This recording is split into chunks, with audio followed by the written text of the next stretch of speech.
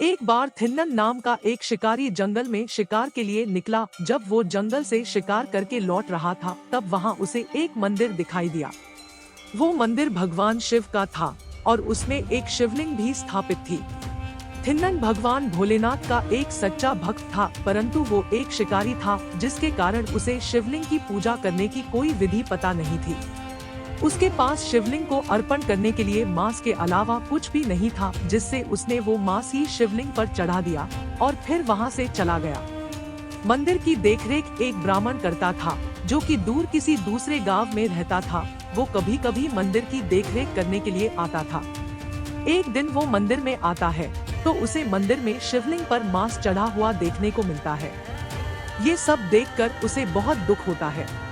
वो ब्राह्मण मंदिर की साफ सफाई करता है और भगवान से माफी मांगता है कि जिसने भी यह पाप की है, भगवान उसको आप सजा देना, और वो वहाँ से चला जाता है। इसके बाद ब्राह्मण जब भी मंदिर में आता था तो उसे मांस वैसे ही शिवलिंग पर चढ़ा हुआ मिलता था। दूसरे दिन जब वो मंदिर का ब्राह्मण आया तो उसे ये सब देखकर बहुत ही ज्यादा गुस्सा आया। उस ब्राह्मण ने उदास होकर महादेव से पूछा कि भगवान, आपकी इस पवित्र शिवलिंग को कौन अशुद्ध करता है? ये जो भी है वो कौन है? आप मुझे बताएं, मैं उसे दंडित करूंगा। तभी शिवलिंग से आवाज आती है कि वो शिकारी तुम्हारी तरह ही मेरा बहुत बड़ा भक्त है। वो खुशी से जो भी चढ़ाता है मैं उसे स्वीकार कर लेता हूँ। और महादेव ने कहा, अगर तुम उसकी भक्ति देखना चाहते हो तो झाड़ी के पीछे छुप जाओ। और उसने ऐसा ही किया। वह एक झाड़ी के पीछे छुप गया और शिकारी को देखने लगा। शिकारी मंदिर में प्रवेश करता है और वो देखता है कि शिवलिंग की एक आंख में से खून बह रहा है। ये देखकर वह अपना चाकू निकालता है और अपनी एक आंख चाकू से काट कर शिवलिंग में लगा देता है।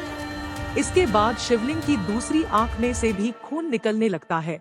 ये देखकर उसने फिर से चाकू निकाला, लेकिन वह सोचने लगा कि अगर मैंने दूसरी आंख भी काट के लगा दी तो मैं शिवलिंग को कैसे देखूंगा। फिर भी उसने अपनी दूसरी आंख काटकर उस शिवलिंग में लगाने का सोचा। जैसे ही चाकू अपनी आंख की तरफ ले गया, तुरंत ही भोलेनाथ प्रकट हुए और उसे दर्शन दिए और उसकी आंखें भी उसे वापस लौटा दी। इसके बाद भगवान भोलेनाथ ने उन्हें आशीर्वाद दिया कि संसार के लोग तुम्हें अब कन्नापा नयनार नाम से जानेंगे। भोलेनाथ ने थिन्नन को 63 नयनारों में से 10वां बनाया और उन्हें कन्नप्पा नयनार कहा जाता है।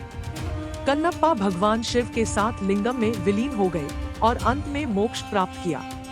कहा जाता है कि जब अर्जुन पाशुपतास्त्र के लिए भगवान शिव का ध्यान कर रहे थे तो भगवान शिव ने अर्जुन की परीक्षा लेने के लिए एक पशु शिकारी के रूप में उस जंगल में प्रवेश किया और शिव और अर्जुन के 2 तीरों के कारण मूक नामक राक्षस को मार डाला। शिव और अर्जुन के बीच युद्ध शुरू हो गया और अंततः अर्जुन के प्रयासों से प्रभावित होकर शिव ने उसे पाशुपतास्त्र दिया।